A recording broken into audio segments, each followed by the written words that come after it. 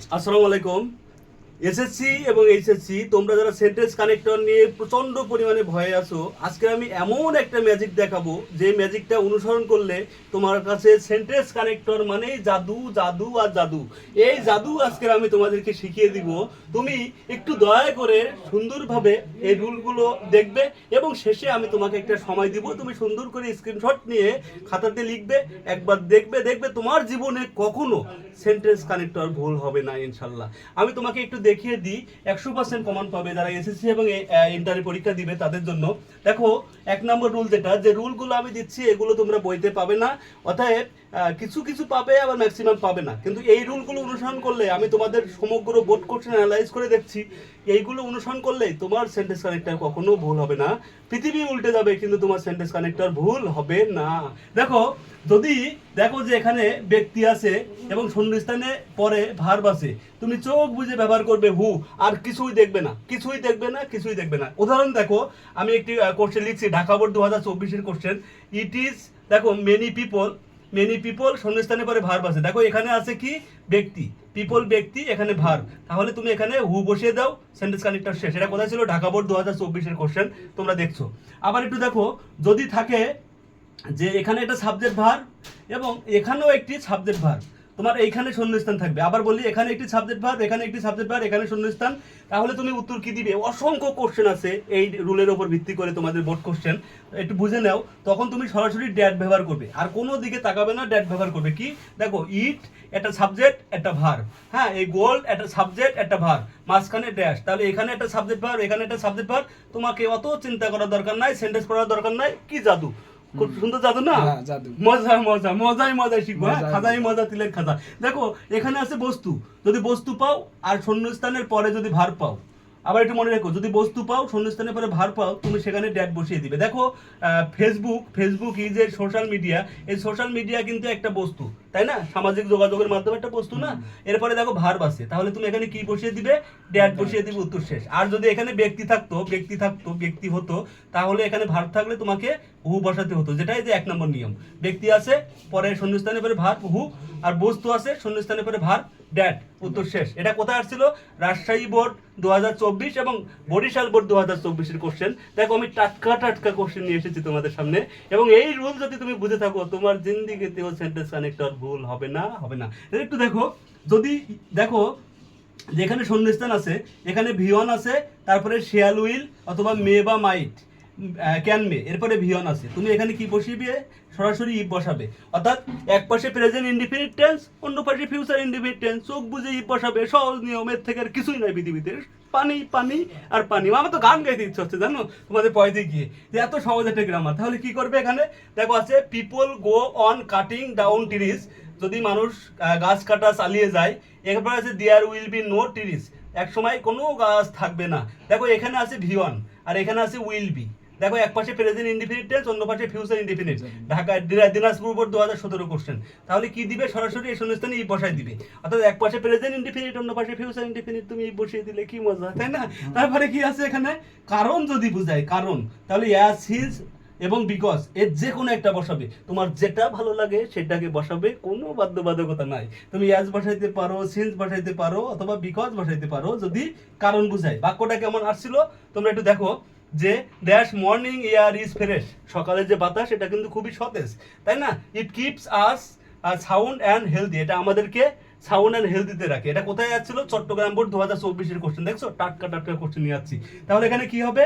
দেখো, যে সকালের বাতাসটা ফ্রেশ হওয়ার কারণে এটা আমাদের মনটাকে সতেজ ফ্রেশ রাখে, তাই না? তাহলে এটা কারণ বোঝাচ্ছে, তাহলে কারণ বোঝাইলে তুমি বাক্যের প্রথমে কি দিবে? অ্যাজ, সিন্স অথবা বিকজ, একটা দিলেই হবে। আর যদি সময় বুঝাইলে সরাসরি ব্যবহার করবে কি? হোয়েন। সময় বুঝাইলে হোয়েন। দেখো কিভাবে, the sun shines hotly overhead, আমাদের মাথার উপর দিয়ে যে সূর্যটা আছে এটা খুবই উত্তপ্ত, গরম। হ্যাঁ, এই গরম হওয়ার যখন গরম হয় আমাদের মাথার উপরে সূর্যটা যখন গরম হয়, তখন লাইফ বিকামস ভেরি মিজারেবল, জীবনটা খুবই সব মানে শোচনীয় হয়ে যায়, কষ্টকর হয়ে যায়, তাই না? তাহলে ওই গরম পড়ার সময়ই তো, যখন আমাদের মাথার উপরে সূর্যটা মাথার উপরে আসে, ঠিক ওই সময়টাই তো আমাদের কষ্ট হয়, তাই না? এটা ছিল কি? সিলেট বোর্ড 2020 এবং দেখো তোমরা দেখছো দিনাজপুর বোর্ড 2015 কোশ্চেন। তাহলে এখানে কি দিবে? তুমি একটা হোয়েন দিয়ে দিবে, হোয়েন। যেমন আমি যদি বলি, যে আমি যখন ভাত খাচ্ছিলাম তখন তুমি আমাকে কল দিলে, তাহলে একটা সময় বুঝাইছে। যখন শরৎকাল তখন তোমাদের ভাবি আমাকে কল দেয়, আমাকে বেশি ভালোবাসে, এটা সময় বুঝাইছে না? সময় বুঝাইলে কি হবে? হোয়েন। সময় বুঝাইলে হোয়েন।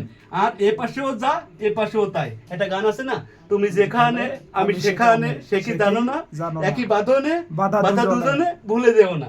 অর্থাৎ অ্যান্ড তখন বলবে এ পাশে যদি ভিয়ন হয় এ পাশেও ভিয়ন হবে, এ পাশে যদি ভিটু হয় এ পাশেও ভিটু হবে, এ পাশে যদি প্রেজেন্ট পারফেক্ট হয় এ পাশেও প্রেজেন্ট পারফেক্ট হবে, মাঝখানে যদি গ্যাপ থাকে এখানে সরাসরি অ্যান্ড হবে। কিভাবে? A great number of people are poor, মানে প্রচন্ড অনেক মানুষ আছে যারা গরিব, ড্যাশ ইলিটারেট, শুধু গরিব না, তারা অশিক্ষিত, তাই না, নিরক্ষর।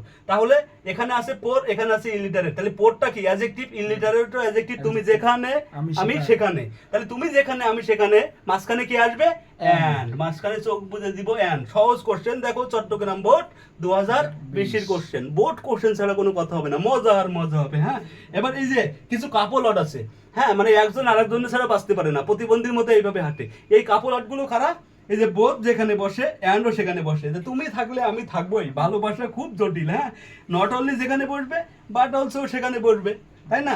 এদার যেখানে বসবে অরও সেখানে বসবে, নেদার যেখানে বসবে নরও সেখানে বসবে, সহজ হিসাব। তাহলে একটা বাক্যে যদি নট অনলি পাও তাহলে পরে শূন্যস্থান থাকলে তুমি কি দিবে? বাট অলসো মেরে দিবে। যদি বোধ পাও তাহলে পরে শূন্যস্থান থাকলে অ্যান্ড মেরে দিবে, কারণ ওরা কাপল, একজন আরেকজন ছাড়া বাঁচে না, তো হ্যাঁ বরবাদ করে দিবে সবকিছু, তাই না? তাহলে কি হবে?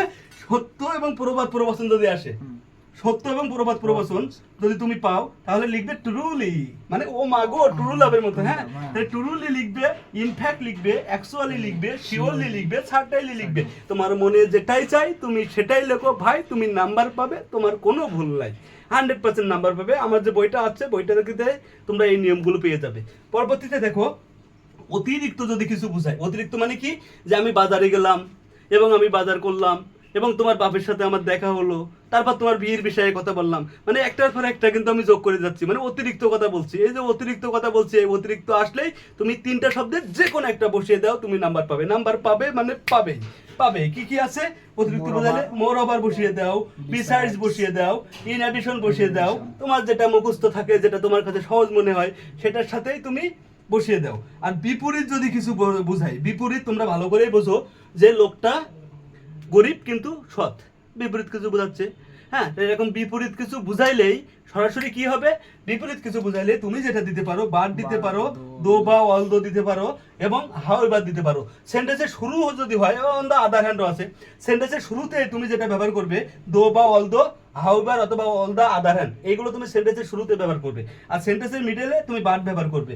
ঘটনা শেষ, he is poor dash honest, এখানে সরাসরি কি বসিয়ে দিবে? বাট বসিয়ে দিবে, মিডলে আছে বাট। বিপরীত কিছু বোঝাইছিল। আর যদি ধারাবাহিকতা বোঝায়, ধারাবাহিকতা কেমন? ধারাবাহিকতা, প্রথমে তোমার বিয়ে হলো, তারপর তোমার ছোট ভাইয়ের বিয়ে হলো, তারপর তোমার তার ছোট ভাইয়ের বিয়ে হলো, তাই না? এইভাবে ধারাবাহিকতা যদি আসে তাহলে তুমি কি লিখবে? ফার্স্টলি, সেকেন্ডলি, থার্ডলি, এইভাবে লিখবে। তাহলে এই যে দেখো, তোমরা এগুলো জানো যে ফার্স্টলি, সেকেন্ডলি, থার্ডলি, ফোর্থলি, এইভাবে চলতে থাকবে, অর্থাৎ ধারাবাহিকতা। আর শেষে আসবে কি? ফাইনালি, শেষে আসবে ফাইনালি। ধারাবাহিকতা বোঝালে শেষে ফাইনালি। আর যদি উদাহরণ বোঝাই, কোনো কিছু উদাহরণ দেওয়া বোঝাচ্ছে, যেমন মনে করো যে বাংলাদেশের অনেক মানুষ আছে শিক্ষিত, যেমন একটা পার্সেন্টেজ দিয়ে দিলা। হ্যাঁ, এরকম উদাহরণ যদি আসে, উদাহরণ যেমন আমার অনেকগুলো বই আছে, যেমন বিভিন্ন বইয়ের কথা বললাম, বাংলা, অঙ্ক, ইংরেজি। তাহলে এরকম উদাহরণ আসলে তুমি কি শব্দ ব্যবহার করতে পারবে?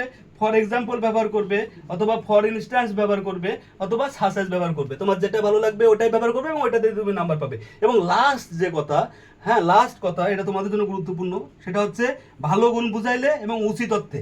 ভালো গুণ এবং উচিত, মনে রেখো, ভালো গুণ আর উচিত বুঝাইলে তুমি সো লিখতে পারো, দাস লিখতে পারো, অথবা দিয়ার ফোর লিখতে পারো, দিয়ার ফোর। এবং দেখবে ম্যাক্সিমাম যে সেন্টেন্সগুলো আছে তোমাদের সেন্টেন্স কানেক্টরের শেষের যে উত্তর, দেখবে যে সো দাস দিয়ার ফোরে একটা না একটা আছে, অর্থাৎ তুমি একটা দিলেই হবে। বাট লাস্ট বাক্য পাইলে যে শুধু সো দাস দিয়ার ফোর হবে তা না, একটু খেয়াল করবে উচিত শব্দটা আছে কিনা, শুড আছে কিনা, মাইট আছে কিনা। হ্যাঁ, এই ধরনের শব্দ পাইলে তুমি চোখ বুঝে সো দাস দিয়ার ফোর দিয়ে দিবে, যেমন এখানে ছো দাস দেওয়ার পর উচিত অর্থে অথবা ভালো গুণ অর্থে, ঠিক আছে, অথবা মডাল অক্সিলারি ভার্ব পাইলেও দিয়ে দিবে মডাল অক্সিলারি ভার্ব, শেষে যদি মডাল অক্সিলারি ভার্ব থাকে তুমি ছো দাস দেওয়ার পরে যে কোনো একটা দিয়ে দিবে, চোখ বুজে দিয়ে দিবে, উত্তর হবে। এই নিয়মগুলো যদি তুমি মেনে চলো, সেন্টেন্স কানেক্টর তোমার কাছে বাপ বাপ বলে ডাকবে, তোমার আশেপাশে আসবে না, কঠিন বলে কিছুই মনে হবে না। ভালো থেকো সবাই, সুস্থ থেকো। ভিডিওটি ভালো লাগলে অবশ্যই কমেন্ট করো। আসসালামু আলাইকুম ওয়া রাহমাতুল্লাহি ওয়া বারাকাতুহু।